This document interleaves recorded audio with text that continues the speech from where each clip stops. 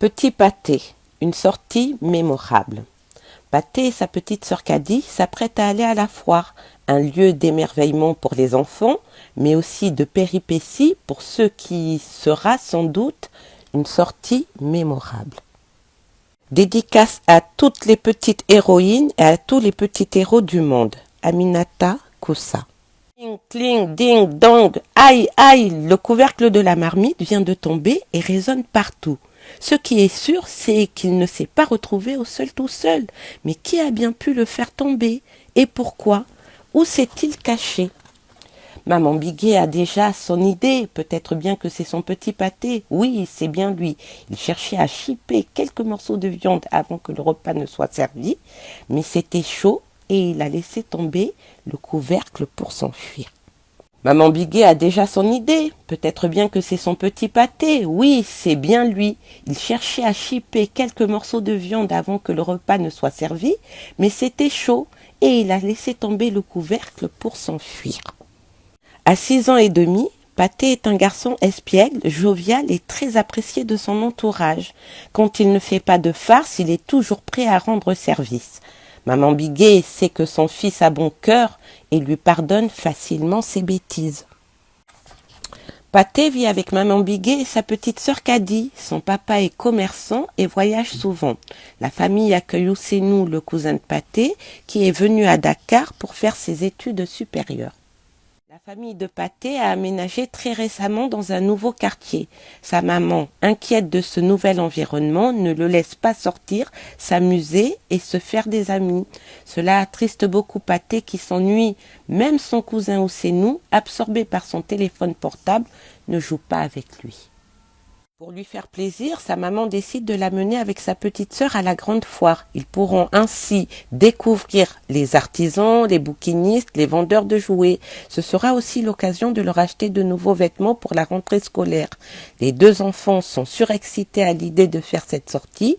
Ils auront tellement de choses à voir et à apprendre. Faudra bien tenir la main de ta petite sœur lorsqu'on sera à la foire, conseille sa mère. T'inquiète pas, maman, je suis un grand garçon, répond fièrement Pâté. À peine arrivés à la foire, ils sont émerveillés par l'animation, le méli-mélo de couleurs et de sons, sans compter l'odeur des grillades qui chatouillent leurs petites narines. En passant près d'un vendeur de fripes, Maman Biguet remarque une belle chemise. Elle demande à Pâté de l'essayer. Waouh, ça lui va comme un gant. Il faut un pantalon assorti, dit-elle au vendeur qui lui sort une grosse pile de vêtements, beaucoup plus que ceux que lui avait demandé Maman Biguet, comme s'il voulait qu'elle reparte avec toute sa marchandise. Pendant ce temps, Pâté remarque une belle statuette d'éléphant chez le vendeur d'en face. Ne pouvant pas résister, il se précipite chez le vendeur pour l'admirer de plus près et lâche la main de Caddy. Que c'est beau, s'exclama Pâté. Curieux, il pose 1001 questions au sculpteur qui commence à être gagné par la fatigue.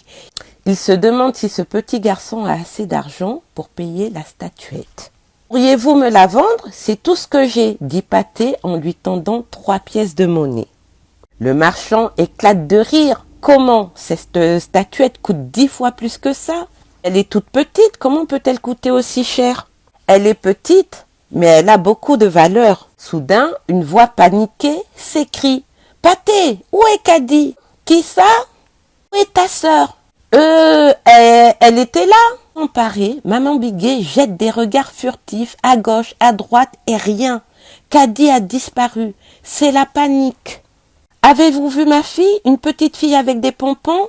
Elle est habillée en wax. » Certains l'auraient aperçue, d'autres non. « Madame, avez-vous vu ma fille Caddy? » « Non, désolé. »« Pâté, allons voir chez les vendeurs de sucreries. » Pas de Caddy, il continue les recherches malgré la fatigue.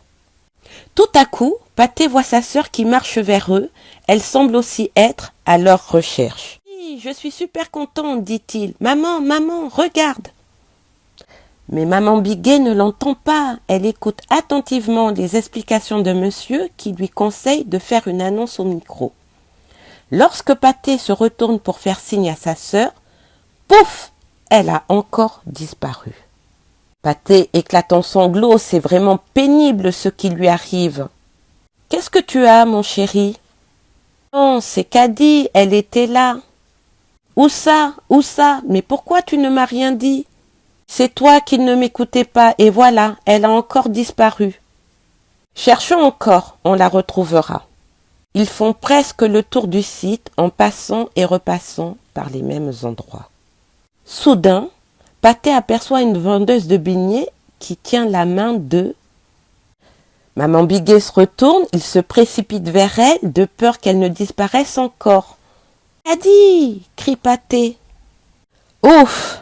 Elle est bien là, devant eux, en chair et en os.